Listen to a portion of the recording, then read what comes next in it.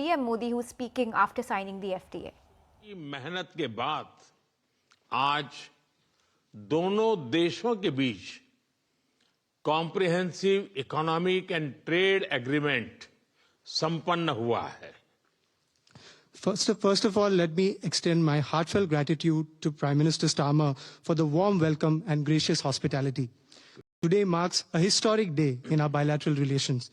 I am pleased to note that after many years of hard work, the comprehensive economic and trade agreement between our two countries has been concluded today. यह समझौता मात्र आर्थिक साझेदारी नहीं, बल्कि साझा समृद्धि की योजना है.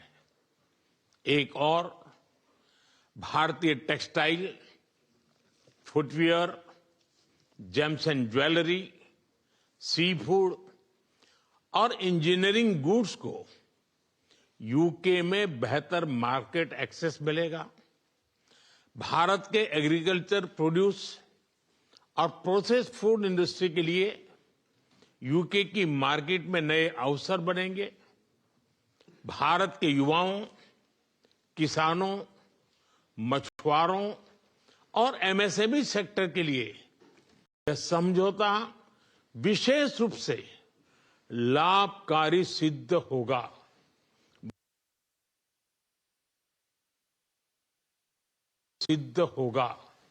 वहीं दूसरी ओर भारत के लोगों और इंडस्ट्री के लिए यूके में बने प्रोडक्ट्स जैसे मेडिकल डिवाइसेस और एरोस्पेस पार्ट्स सुलभ और किफायती दरों पर उपलब्ध हो सकेंगे.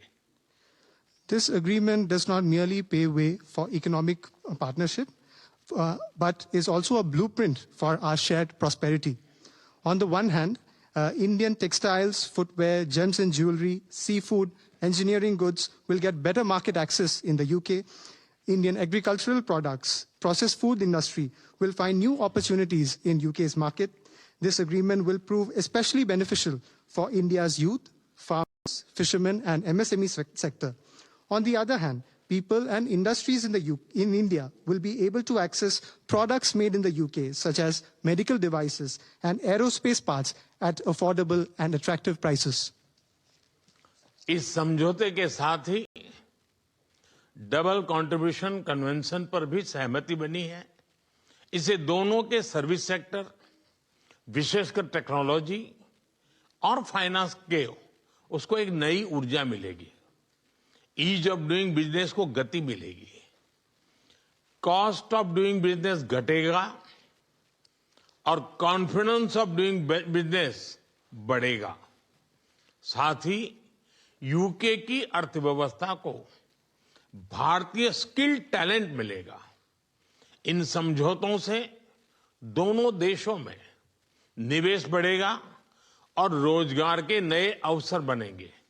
इतना ही नहीं, दो लोकतांत्रिक देशों और विश्व की दो बड़ी इकोनॉमीज के बीच हुए यह समझौते वैश्विक स्थिरता और समृद्धि को भी बल देंगे.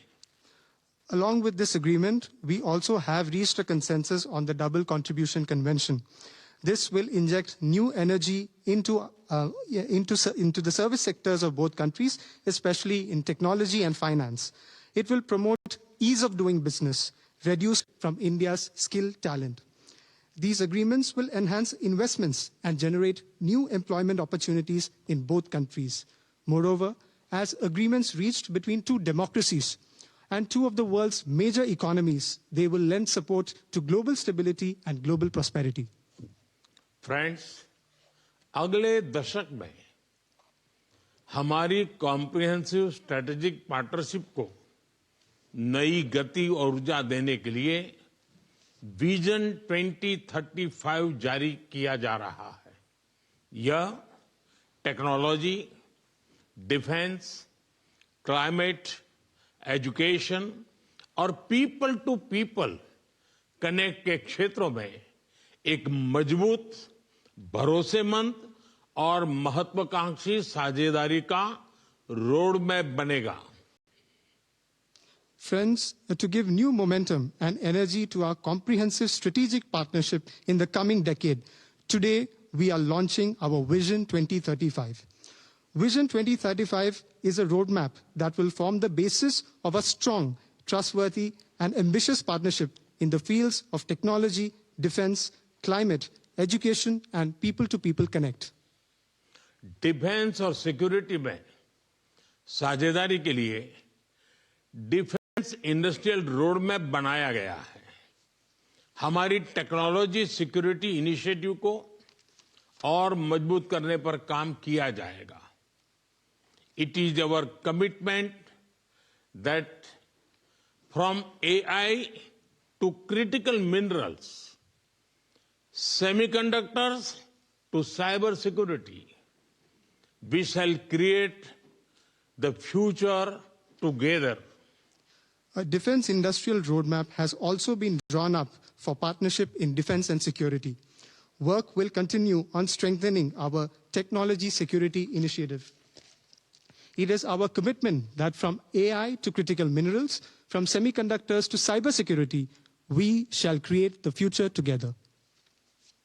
Friends, शिक्षा के क्षेत्र में भी दोनों देश मिलकर एक नया चैप्टर लिख रहे हैं।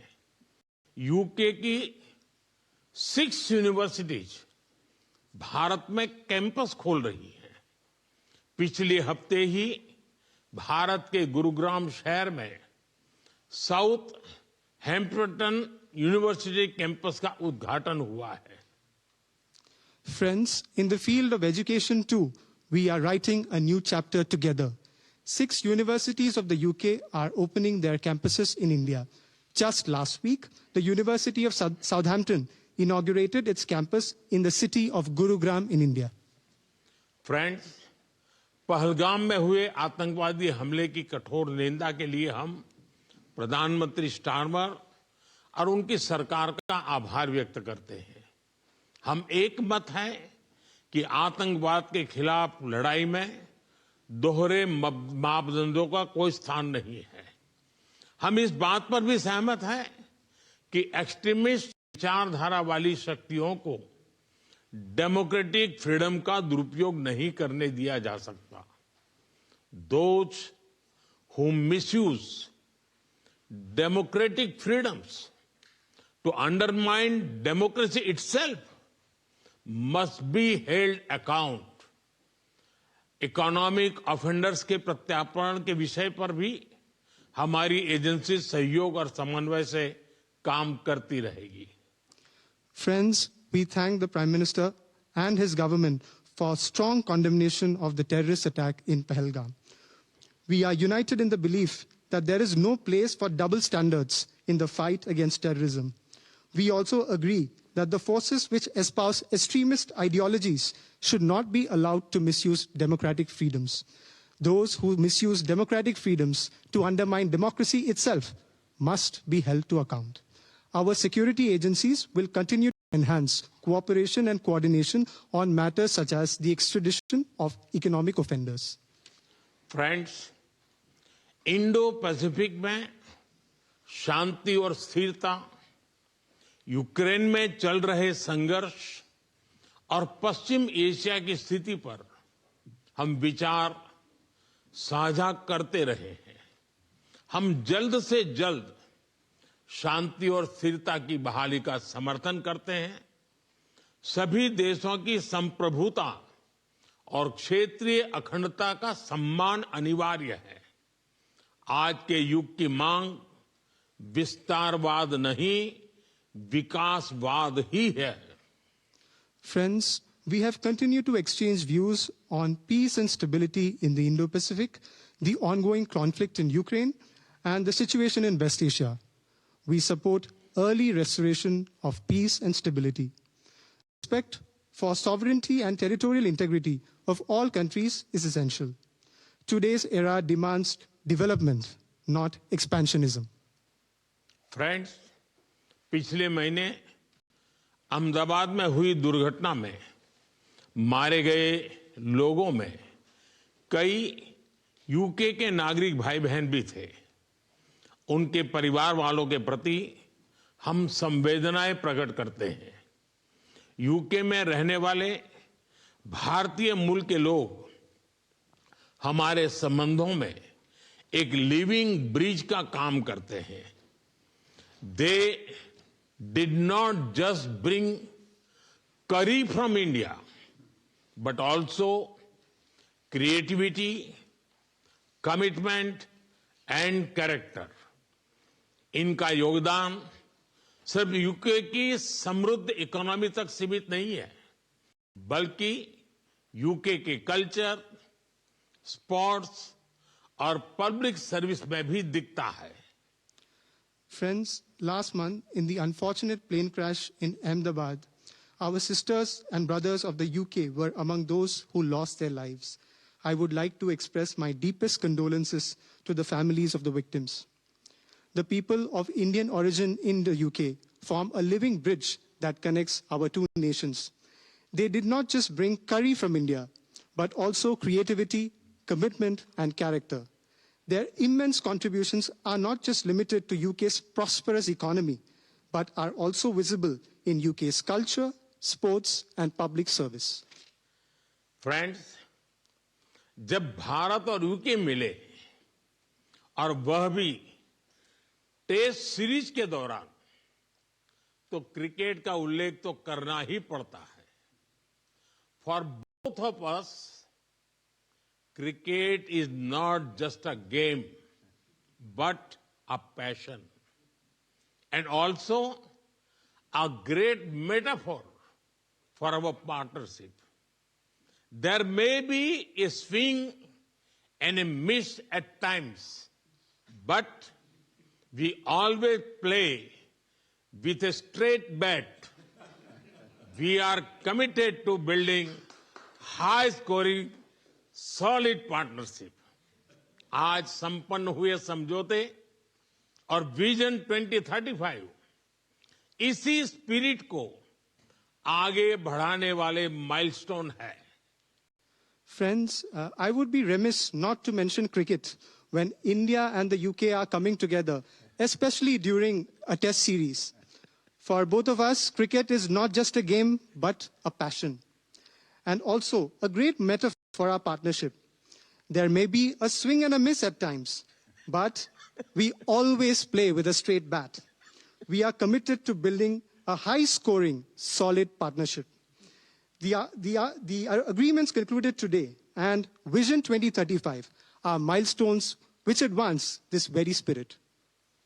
प्रधानमंत्री जी, मैं एक बार फिर आपके आतिथ्य सत्कार के लिए आभार व्यक्त करता हूं। मैं आपको भारत यात्रा करने का निमंत्रण भी देता हूं और आशा करता हूं कि हमें शीघ्र ही भारत में आपका स्वागत करने का अवसर मिलेगा। बहुत बहुत धन्यवाद। Prime Minister, I thank you once again for your warm hospitality. I would also like to take this opportunity to extend an equally warm invitation to you to visit India. I am eagerly looking forward to hosting you in India very, very soon. Thank you very much. Thank you.